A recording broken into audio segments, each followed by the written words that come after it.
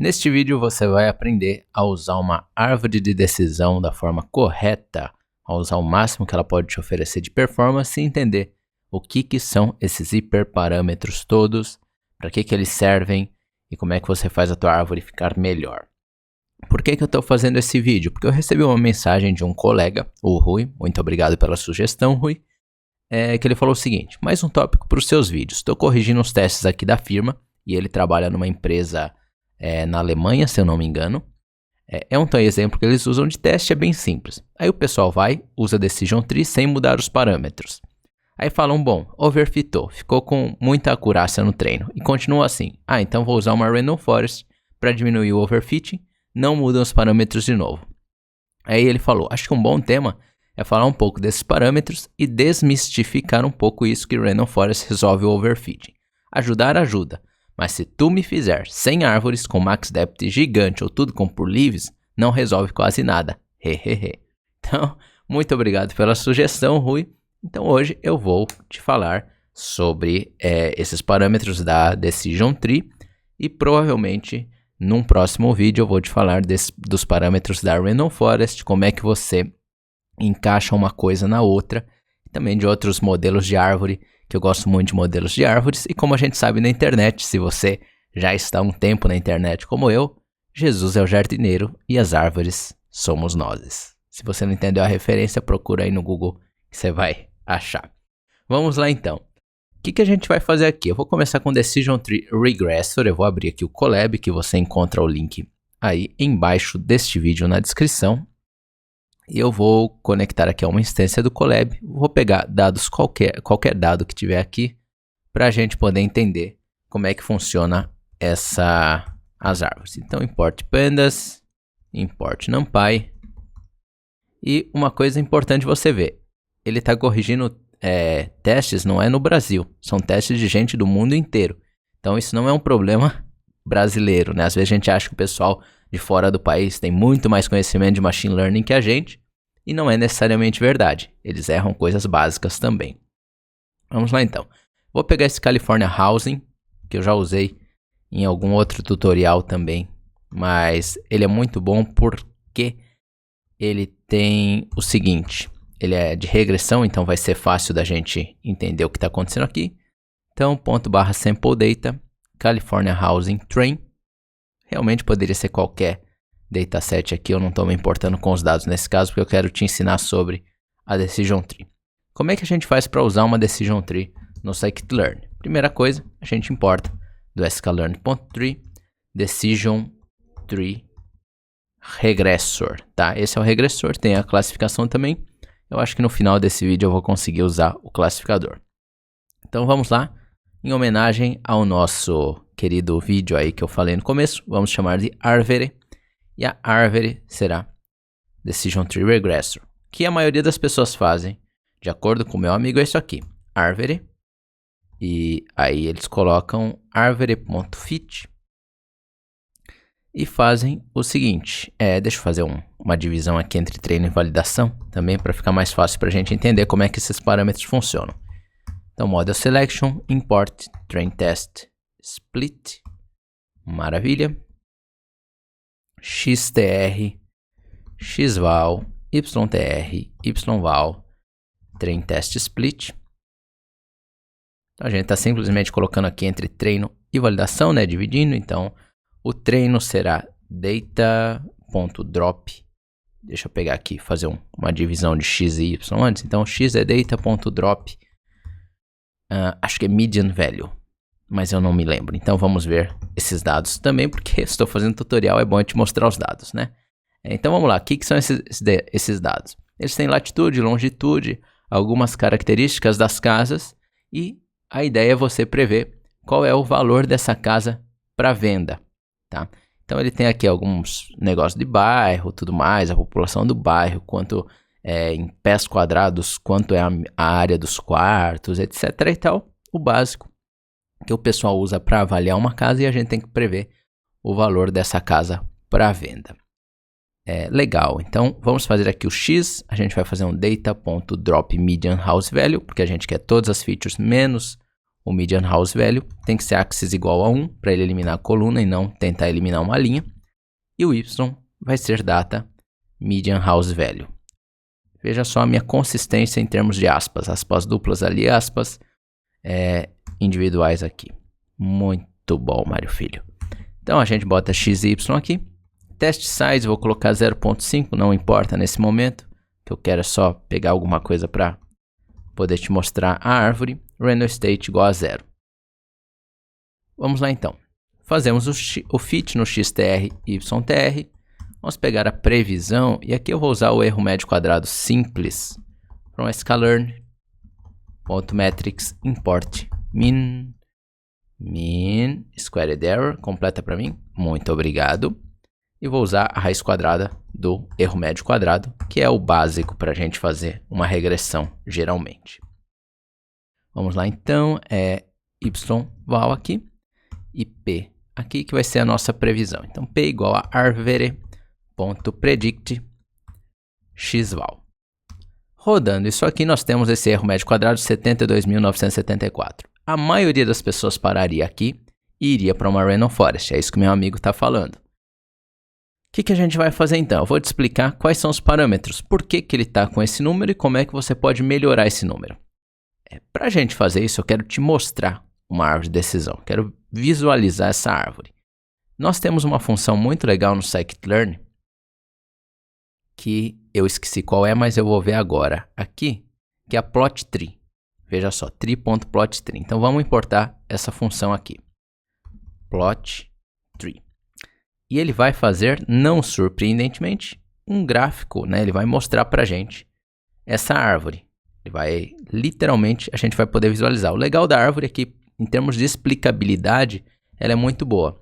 Você dificilmente vai usar uma árvore como modelo final, se você quiser alta performance, mas para você entender como é que o modelo está tomando a decisão, ele é muito bom. Então, para você fazer o gráfico dessa árvore, você simplesmente importa essa função plotTree e você passa a sua árvore treinada. Se você passar uma árvore sem treinar, ele não tem nada para visualizar. E aí você vai ver que coisa terrível. Eu quero que você fique assustado mesmo com a imagem que você vai ver aqui dessa árvore gigantesca para que você nunca mais faça o overfitting nas suas árvores de decisão.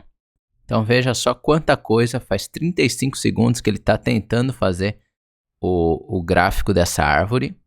Por quê? Porque ela é uma árvore muito profunda. A árvore de decisão, quanto mais profunda ela for, maior é a chance de overfitting. Por quê? Como é que ela vai funcionar? Ela vai tentar sempre achar o split numa feature em que reduza mais a impureza dos nós, tá? Então, Mário, que loucura é essa? Vamos pensar. Então, aqui a gente tem o nosso dataset. Nós temos as nossas features originais. O que a árvore vai fazer? Ela vai olhar essas features. Então, você pode pensar nisso assim.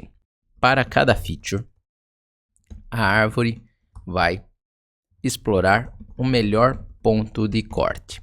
Então, se a gente tem lá, por exemplo, área dos quartos. Vamos dizer que a gente selecionou a feature igual área dos quartos, né?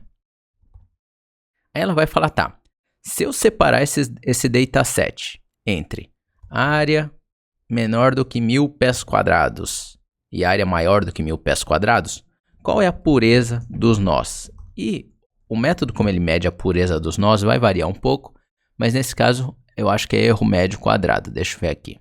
Erro médio quadrado exatamente por padrão. E ele vai tentar achar o seguinte, tá, então eu vou testar se eu dividir na área menor do que 1000. E se eu dividir na área menor do que 500? Então, todo mundo que for menor do que 500 eu separo em uma caixinha. Tudo que for maior do que 500 a área eu separo esses exemplos em outra caixinha. Qual é a pureza? Então, qual é a diferença entre os erros, né? Os meus nós estão... eu estou acertando mais em um nó do que no outro, né? No nó de menos de que 500 ou no nó de mais do que 500. É basicamente essa ideia, intuitivamente, o que uma árvore está fazendo. Ele vai ver vários desses pontos e vai tentar achar o melhor ponto para poder dividir. Só que o que acontece? Se você falar, tá, árvore, vai dividindo isso aqui até sobrar só um exemplo em cada nó final, porque em algum momento acaba. Sabe o que essa árvore vai fazer? E aliás, faz 3 minutos que está executando esse plot aqui. Acho que já até travou o notebook. Olha que beleza. Mas basicamente ele vai fazer o seguinte, se você tiver 1000 exemplos, ele vai dividir, então vamos dizer que a primeira divisão que ele acha vai 300 exemplos para um nó, né? Ele vai abrir 2 nós, né? Um maior do que, por exemplo, nesse caso da área. Área menor que 1000, vamos dizer que vai 300, tem 300 exemplos com a área dos quartos menor do que 1000 e 700 exemplos com a área dos quartos maior do que 1000, tá? Não 7000 exemplos, 700. E aí depois ele vai falar, tá, desses 300 exemplos, deixa eu testar todas as features novamente e ver qual é a próxima divisão que eu posso fazer nelas para que eu tenha nós puros. Aí vamos dizer que ele acha que a área total da casa é maior do que, sei lá, 10.000 metros quadrados, ele consiga dividir e ache os nós mais puros que ele pode achar. Vamos dizer que aí caia 100 de cada lado, 100 de um lado e 200 do outro. Então, tenha 100 casas com menos de 10.000 metros quadrados e 200 com mais de 1.000 metros quadrados. Então, quer dizer, a gente já vai estar no nível, no terceiro nível aqui de profundidade. Então, a gente tem o nível 0, nível 1, nível 2.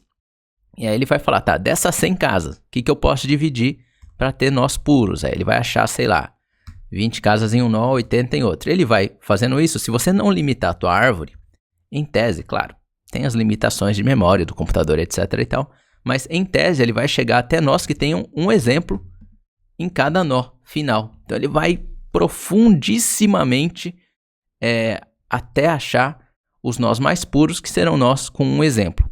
E isso overfita, logicamente. Se você pegar um exemplo só dos teus dados, imagine você tomar uma decisão do valor de uma casa baseado em uma outra casa que você viu. Imagine você esteja tentando alugar um apartamento, você geralmente não vai ver um apartamento só e já vai alugar aquele. Você vai ver vários, você vai ter uma noção de qual apartamento o dono está pedindo muito dinheiro para alugar, quais são as condições de cada apartamento e tudo mais. Então é a mesma coisa aqui. Só que quando você deixa a profundidade da tua árvore muito grande, você está falando para ela tomar a decisão baseado no primeiro apartamento que ela viu. Entendeu? Mais ou menos essa é a ideia. Então por isso que faz o overfitting. Ela não tem dados assim robustos para tomar essa decisão. Então, vamos ver como é que a gente pode fazer para evitar isso. A forma mais clara, mais tradicional de se evitar isso é limitando a profundidade da árvore. Mas como é que a gente faz para limitar a profundidade de uma árvore de decisão no scikit-learn? Primeira coisa que a gente faz é parar esse notebook, reiniciar esse notebook, porque, olha só, 5 minutos e 44 segundos ele não conseguiu, a árvore está tão grande que ele não conseguiu fazer o gráfico para a gente. Primeiro parâmetro que eu quero que você aprenda é o max depth. Depth em inglês é profundidade. Então, qual é a profundidade máxima? Vamos colocar a mínima profundidade que a gente pode ter, que é a profundidade 1. E aí você vai ver o que faz essa função. Ó. Você vê que, Mário, mas piorou. Agora a árvore não é tão profunda, piorou o nosso erro, né? Nosso erro está em 96 mil, era 70 e poucos mil. Tudo bem. Isso quer dizer que a árvore está pouco profunda. Não é que você tem que fazer a árvore menos profunda possível para ela ter a melhor performance. Você tem que achar a profundidade ideal dela. Provavelmente vai estar entre 1 e, sei lá, 50, 100. Vai depender do problema que você está tentando resolver. Mas vamos lá, vamos por partes. Então, se a gente fizer o plot tree dessa árvore, veja só, rapidinho ele bota aqui. E eu preciso colocar os nomes das features aqui no plot tree, senão ele vai só falar pra gente x7, essas coisas. Feature names igual a xtr.columns. Então, só para ele colocar os nomes no gráfico. Então, vamos lá, vamos ver o que está acontecendo aqui. Deixa eu tomar uma água porque eu estou empolgado. O que ele falou aqui? Ele falou, se eu puder ter uma árvore de profundidade 1, ou seja, se eu puder fazer um split só, eu vou fazer o split no median income. Esse median income é uma variável dizendo qual é a renda média, a renda mediana de quem mora no bairro onde está esse imóvel. E aí eu não sei em que unidade está, mas isso não importa para a gente agora. Então ele vai falar, lado esquerdo sempre são os exemplos que atendem essa condição. Então, se a median income for menor ou igual a 5.02, ele vai jogar esses exemplos. Pensa, ele está jogando, pensa nisso aqui como um funil, tá? Então, se for menor do que 5.02, os exemplos vão cair nessa caixinha da esquerda. Se for maior do que 5.02, eles vão cair na caixinha da direita. E aí o erro dele é todo maluco aqui, porque é erro médio quadrado sem a raiz quadrada, né? E o que ele está falando pra gente? Ele está falando, ó, originalmente eu tinha 8.500 exemplos aqui, samples igual a 8.500. O valor da minha previsão era 207.877.802. Então, se eu pegar a média de todos os exemplos que eu tenho, essa é a previsão que eu vou fazer para o valor de uma casa. Então, eu vou falar, uma casa vale 207 mil, etc e tal. Aí ele fala, só que se eu dividir no median income, eu vou falar o seguinte, para casas que estão em bairros, para casas que estão em bairros menor, que a median income é menor ou igual a 5.02, eu vou prever que o valor delas vai ser 173 mil dólares. Para casas que estão em bairros que o valor da median income é maior do que 5.02, eu vou prever que o valor delas é 332 mil. Faz todo sentido, certo? Geralmente bairros com uma renda mediana ou renda média mesmo maior vão ter casas mais caras. E aí ele fala, ó, tem 6.650 exemplos que caem nessa história de ter uma renda mediana menor do que esse valor e tem 1.850 que caem nessa história de ter uma renda mediana maior do que esse valor. Beleza, então, essa é uma previsão que nos daria um erro médio, uma raiz quadrada de erro médio quadrado, 96.156. Vamos tentar então com max depth igual a 2. Vamos falar, tá, então você pega isso aqui, você faz esse nó, você faz esse split, mas pega esses 6.650 exemplos e faz mais uma divisão. Acha uma outra feature aí que você divida e que separe bem esses dados. E faça a mesma coisa aqui para o 1.850. Vamos ver o que acontece então.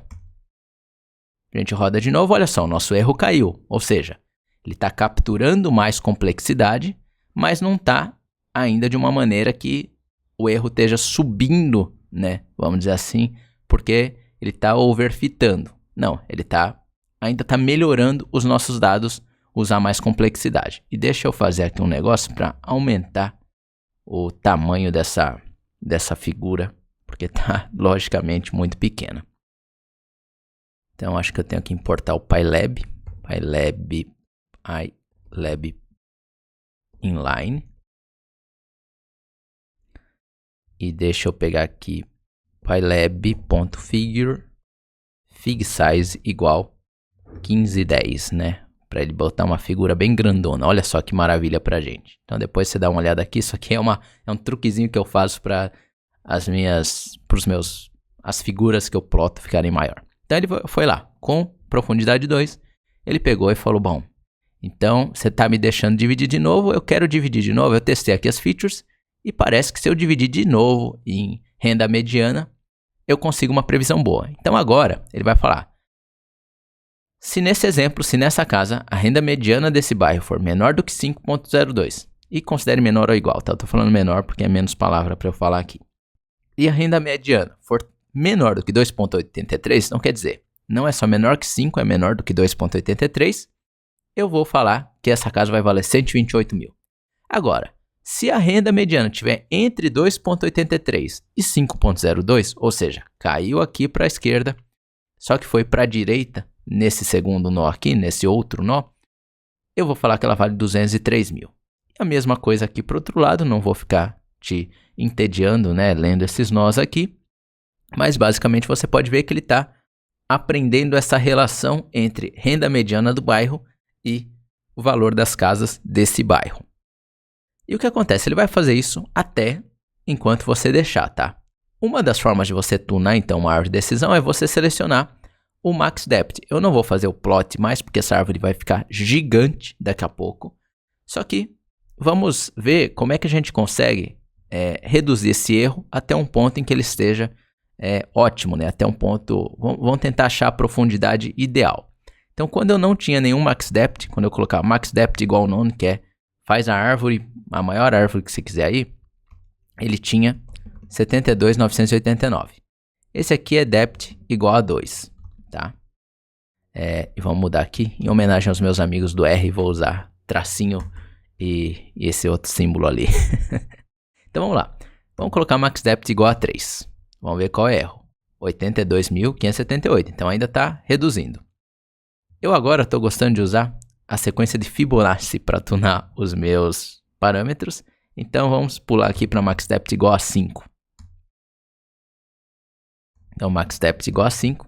Ah, por que você está usando a sequência de Fibonacci, Mário? Ela é melhor? Não, é coisa na minha cabeça mesmo. Então agora, max depth igual a 8. Olha só, 67.186. Isso que eu queria te mostrar. Você vê que sem limite, ou seja, na maior profundidade ele está 72.989, não sei o que lá. Com o depth igual a 8, ele está 67.186. Então, ele está melhor, ele não está overfitando, porque ele está generalizando melhor aqui o erro, mas ele também não está com uma árvore tão pouco profunda, né, com uma árvore tão rasa, que ele não consiga capturar as complexidades das interações das features com o alvo. Vamos tentar aqui, 8 mais 5 dá 13, né? Então vamos lá. Aí já subiu para 70.054. Então quer dizer, se eu tiver que selecionar entre esses parâmetros aqui, eu vou selecionar max depth igual a 8 e eu vou ter aqui 67.325. E não sei porque que ele reduziu aqui, ele mudou, porque eu estou com o random state todo certinho, mas basicamente é o valor ideal do nosso max depth. Talvez eu precise colocar o random state aqui também na árvore. Vamos ver. 67.216, é isso mesmo. Então a árvore também precisa ter um random state. Não deveria, mas provavelmente por causa da implementação precisa. Maravilha. Aí você fala, Mário, mas essa é a única forma de você reduzir a profundidade da árvore? Tem essa forma, mas tem uma outra forma que eu gosto mais de fazer. Então eu vou só comentar essa linha aqui e eu vou te mostrar a outra forma que eu gosto de usar. Em vez de usar o max depth diretamente, eu gosto de usar um argumento chamado min samples leaf. Se você já viu outro vídeo meu, seja de random forest, seja de qualquer coisa de árvore, você viu que eu uso esse argumento. Por quê? Em vez da gente pensar na profundidade da árvore, em vez da gente pensar de cima para baixo na árvore, como é que ela está crescendo, né? Qual a profundidade, a gente pensa de baixo para cima. Então aqui a gente vai falar quantos exemplos eu quero em cada nó final. Então qual o máximo de exemplos que eu quero num nó final? A gente está falando assim, faça a árvore mais profunda que você conseguir, só que ela tem que ter no mínimo esse número de exemplos em cada nó final. Por que que eu gosto mais disso? Porque a gente vai meio que achando a profundidade da árvore, só que limitando mais por baixo do que para cima. Então, essa explicação foi fantástica. Mas deixa eu te mostrar como é que isso funciona. Então, por padrão, min samples leaf é igual a 1 e vai dar aquela overfitada maravilhosa, 72.800 e pouco. Como é que a gente vai tunar isso? Eu gosto de tunar, depende, claro, do dataset e tudo mais, mas eu gosto, novamente, de fazer a sequência de Fibonacci, só que agora de baixo para cima. Então, min samples leaf igual a 2, olha só, 69.979. Então, MSL igual a 2, MSL igual a 2, né, e símbolozinho do R. Vamos tentar 3, vamos ver, 67.128, MSL igual a 3, 67.128. Olha só, a gente já, não vou dizer que bateu porque tem esse problema do random state, mas vamos ver então. Min samples leaf igual a 5, ó, 64.806. Por que que eu gosto disso? Se você pensar, outro argumento que eu digo para você usar isso aqui em vez do max depth é o seguinte. Quando a gente aprende estatística, a gente aprende lá que para estimar a distribuição normal, a distribuição de student T, etc e tal, geralmente você precisa de 30 exemplos, né? Para você ter uma coisa confiável, para o teste estatístico ser válido, etc e tal. Então tem sempre esse número de amostras necessário, né? Para você reduzir a incerteza de uma estimativa, você geralmente precisa de um determinado número de amostras. E aqui é basicamente o que a gente está fazendo. O que a gente está fazendo aqui é falando, ó, eu só quero nós que tenham pelo menos 5 amostras. Então quer dizer, a gente está falando, eu não posso tomar uma decisão sobre o valor de uma casa se eu não tiver pelo menos 5 casas nesse nó. Se eu não tiver pelo menos 5 casas parecidas para fazer a média do valor para eu poder prever para uma nova casa.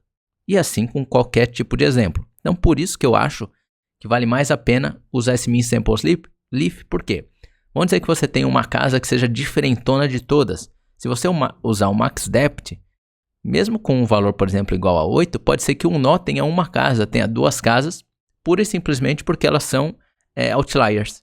E a gente não quer outliers geralmente quando a gente está prevendo usando um modelo de machine learning. Então isso aqui evita basicamente que você tenha um nó ali com pouquíssimos exemplos que vão acabar influenciando uma previsão que pode não ser tão boa. Só para finalizar aqui, deixa eu colocar min samples leaf igual a 8. Olha só, continua melhorando. Que bom que o exemplo que eu resolvi te recomendar está funcionando melhor do que o MaxDepth, porque geralmente não é assim, né? Geralmente no vídeo dá tudo errado. E olha só, e aí a gente vai... não vou ficar te entediando aqui mudando esses parâmetros, você pode ver por si mesmo qual é o melhor parâmetro. Parece que a gente está chegando aqui num ponto já em que a gente já está nos melhores parâmetros com MSL igual a 21. 21 mais 13 já confunde a minha cabeça, porque eu não sei fazer muito bem conta de cabeça. 34 acho que é. 63399, então a gente conseguiu achar aqui. MSL igual a 34 da 63399, então eu ficaria com MSL igual a 21. Aí você vê como é diferente tunar com MaxDepth ou com min samples leaf. Você fala, Mário, mas quando eu entro lá no scikit-learn, tem mais um monte de parâmetros. Você não pode me falar o que são esses parâmetros? Então, se você quiser saber, pode ficar aqui no vídeo. E deixa eu ver por que saiu aqui. Aliás, isso aqui vale tanto para regressão quanto para classificação, tá? Eu tuno da mesma maneira, tanto quando é regressão, quanto quando é classificação. Esse parâmetro vale para os dois. Qual que é a diferença entre os outros parâmetros? Rapidamente, aqui para te explicar. Min samples split, em vez dele considerar o número de exemplos que precisa estar num nó, né, no nó final lá onde eu te mostrei, ele vai falar quantos exemplos eu preciso ter no nó atual para fazer uma outra divisão. Então ele vai falar o seguinte, ó, pode ser que o próximo nó que eu vá dividir vá ter menos do que 5 exemplos, por exemplo, mas se eu tiver 5 exemplos no nó atual, eu vou fazer essa divisão. Na prática, dá basicamente a mesma coisa, tá? Então eu sempre prefiro usar o min samples leaf.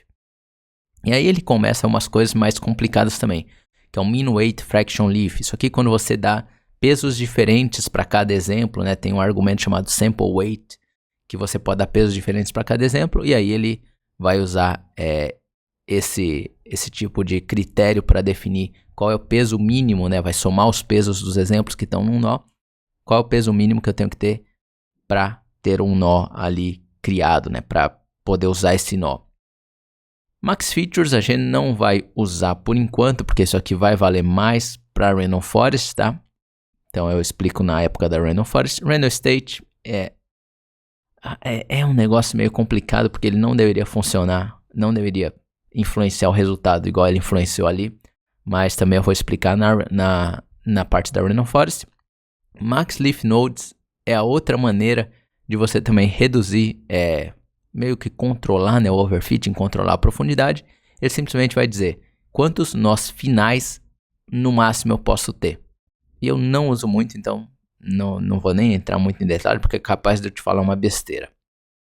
Min Impurity Decrease vai ser mais ou menos aquela ideia dos pesos, só que pensando na métrica de impureza. Então, a gente tem o erro médio quadrado. Aqui você vai falar, ó, eu quero uma redução de pelo menos x no erro médio quadrado para você criar um outro nó. Você só pode fazer um split se você for reduzir pelo menos, sei lá, menos 0.001 no meu erro médio quadrado. Outra coisa que eu também acho meio complicado, não acho que vale muito a pena usar na maior parte dos casos. Min Impurity Split é a mesma coisa, só que em vez de você pensar na diferença, né, da redução da impureza, aqui ele está falando Min Impurity Decrease. Então quer dizer, se você pensar o quanto a menos de impureza vai ter, só que aqui ele vai falar da impureza absoluta, né? Qual a impureza absoluta que deve ter nesse próximo nó, em vez de pensar na diferença de impureza que você vai ter nesse nó. Como eu te falei, eu só estou comentando isso aqui para ser completo, mas você precisa realmente ler e testar isso aqui para funcionar, para entender bem o que está acontecendo, né? E aqui tem um negócio até que está deprecado, né? Esse argumento. Então, beleza. Você vê que ele é tão útil que o pessoal até está excluindo o argumento. E tem esse CCP alpha, que é um argumento novo, também para controlar a profundidade da árvore, que eu não vou entrar porque eu ainda preciso entender como é que ele funciona, mas basicamente é isso. Isso aqui geralmente, como eu falei, vale tanto para a árvore de regressão quanto para a árvore de classificação. E num outro vídeo eu venho para explicar a Random Forest, porque a Random Forest ela resolve um pouco do overfitting, né? Ela reduz o overfitting das decision trees, mas você também precisa saber tuná-la. Então é isso aí, muito obrigado por assistir, deixe seu like, se inscreva no canal e até o nosso próximo vídeo.